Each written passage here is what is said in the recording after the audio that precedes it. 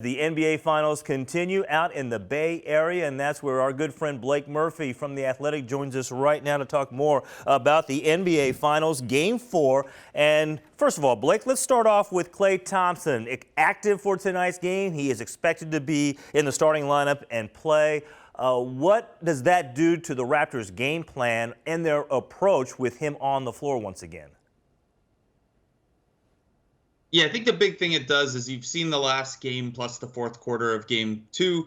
They've really sold out to try to get the ball out of Steph Curry's hands. Now, that didn't work out super well with Steph dropping 47 in game 3. But in terms of how you approach the game strategically and how you line up defensively, obviously you have to pay a lot more attention to Klay Thompson than you would Sean Livingston off the ball, for example. The Raptors have played a lot of 2 point guard lineups with Fred VanVleet and Kyle Lowry. Those were a little tougher to extend for big minutes with Klay Thompson back. And then at the other end of the floor, Klay Thompson's another guy the Warriors can throw at Kawhi Leonard. He's another guy they can use in those traps. The Raptors got some good, fairly easy late shot clock buckets in game 3. Klay helps with that by adding another high-end defender there. So a lot of things that the Raptors have to clean up that if Klay were involved in game 3, maybe that doesn't go as smoothly. Yeah, it's interesting because some of the metrics there would show that the Raptors actually played pretty good defense in that last game. Even though Steph Curry torched them for 47 overall, they did a nice job, certainly against the other guys on the floor. And then offensively speaking, the Raptors went 50, 40, 90 as a team as far as shooting efficiency. Where did that performance come from? Yeah, there's that's not exactly sustainable. The 40% on threes, you can come by that. The Raptors are a pretty good free throw shooting team, and when Kawhi Leonard's getting the line so often, you can come by that. The 50% overall, though, is tough. They didn't shoot at the rim very much. I think it was a first percentile performance in terms of frequency at the rim per cleaning the glasses data. So a lot to clean up in that regard in terms of process. The Raptors also shot kind of an unsustainable rate on shots late in the shot clock. They took a lot of their offense as the clock was down under 7 seconds.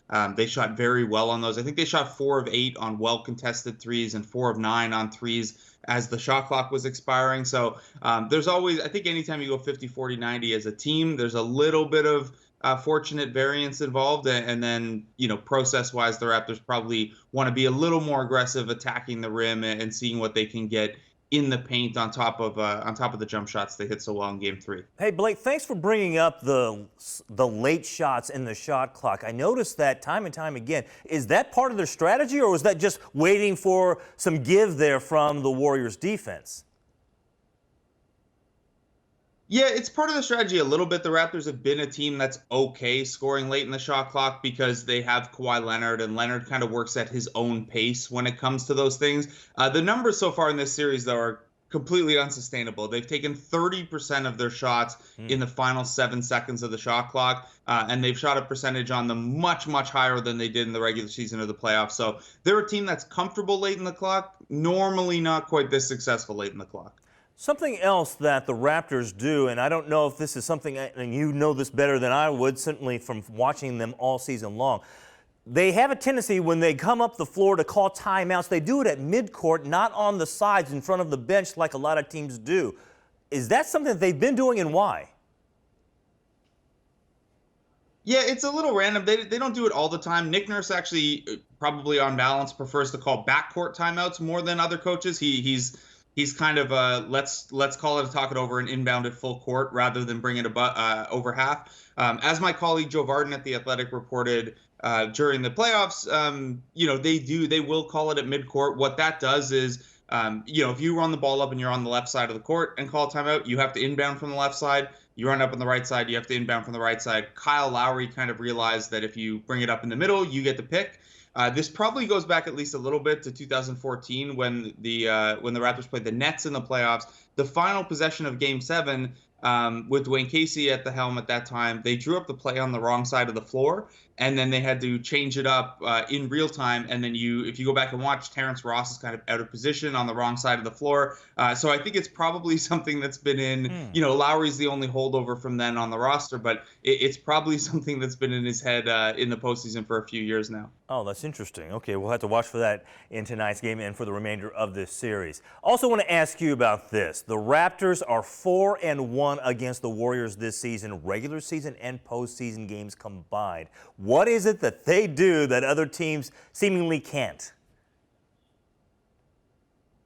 Yeah, I mean the big thing in that is that a lot of guys have been missing for some of those games. Steph Curry and Draymond missed one of the regular season ones. Kawhi Leonard missed one of the regular season ones too, and then obviously Right. Kevin Durant has missed these three. But no, I think the Raptors. I think you see they're long and switchy on defense. They have a lot of good individual defenders. The Warriors are pretty good at finding the weak spots in the defense and attacking. The Raptors don't play anyone who's a significant weak spot on defense. So I think it's mostly the way they're built. Is they've been built on the defensive end to be one of these versatile teams that shouldn't have trouble with individual matchups and with individual opponents. So, they probably wouldn't win 4 out of 5 against them if you played it out every single time. But so far, so good. And, between their speed and their length on defense and then things like a 50, 40, 90 shooting night, they've had their way so far. It's been really encouraging, even as, you mentioned off the top, 2-1 doesn't feel too secure. Yeah.